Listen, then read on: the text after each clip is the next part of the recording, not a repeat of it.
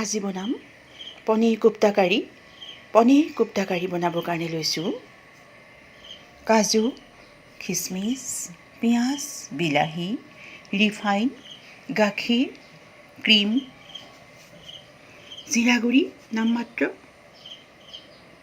হালধি নামমাত্ৰ, গৰম মছলা, নিমখ, জলকীয়া গুড়ি, পনীৰ, নহৰু, আদা।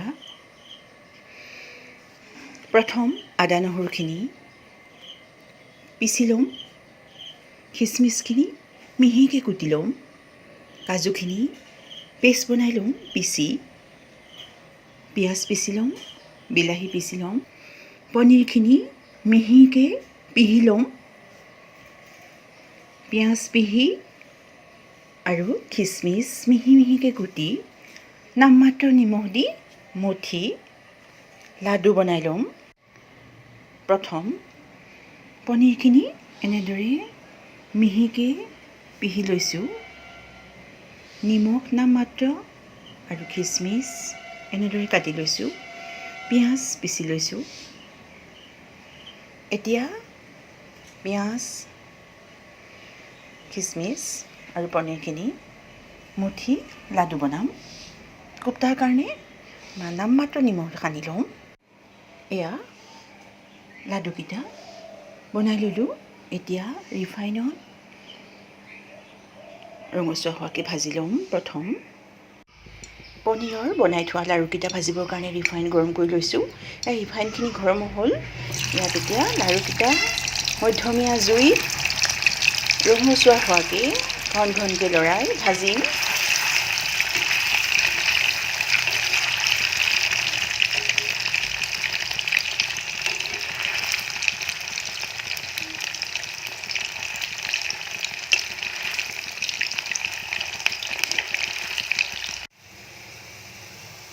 পনীৰৰ লাড়ুকেইটা ৰঙচুৱাকৈ ভাজি ল'লোঁ।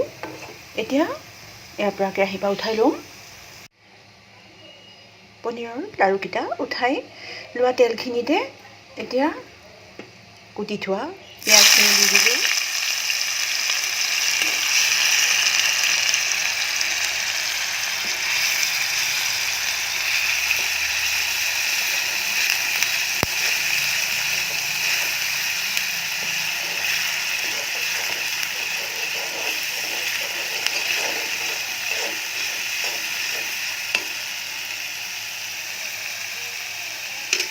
এতিয়া কুটি থোৱা বিলাহীখিনি দি দিম। এতিয়া এয়া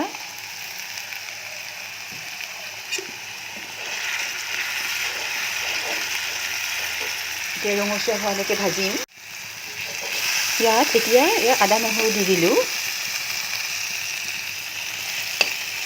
এতিয়া আদা নহৰু দি 5 মিনিট সময় ভাজিম।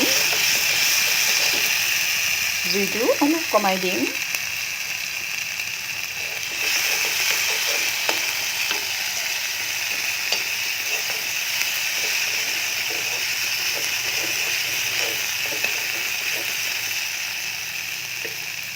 ইয়াত এতিয়া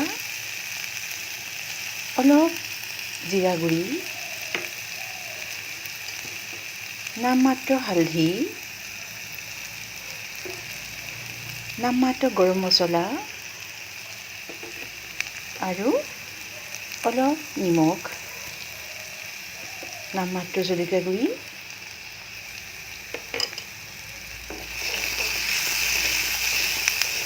6-7 মিনিট এনেদৰে ভাজিম।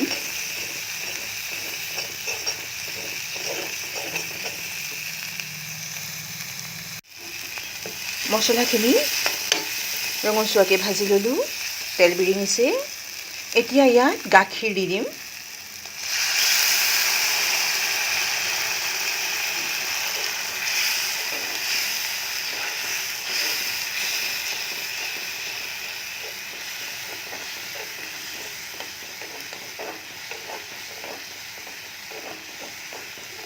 এতিয়া 6-7 মিনিট উতলাম।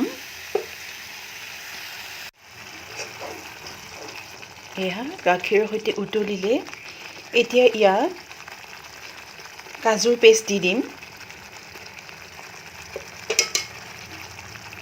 কাজুখিনি পিচি থৈছিলোঁ।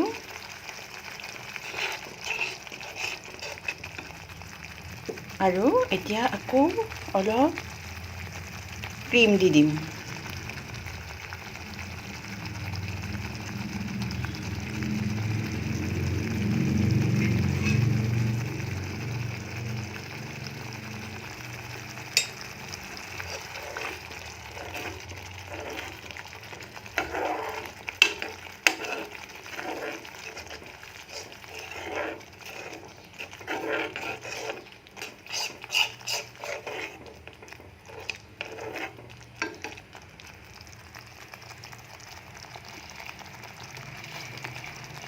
এয়া উতলি আহিছে।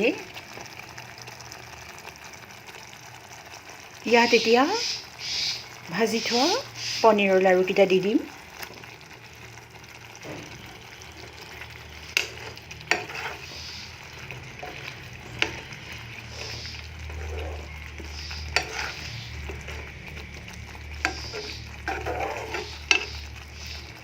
এতিয়া 5 মিনিট কম জুইত ঢাকি দিম। এয়া পনীৰ কোপ্তা কাৰীখন হৈ গ'ল।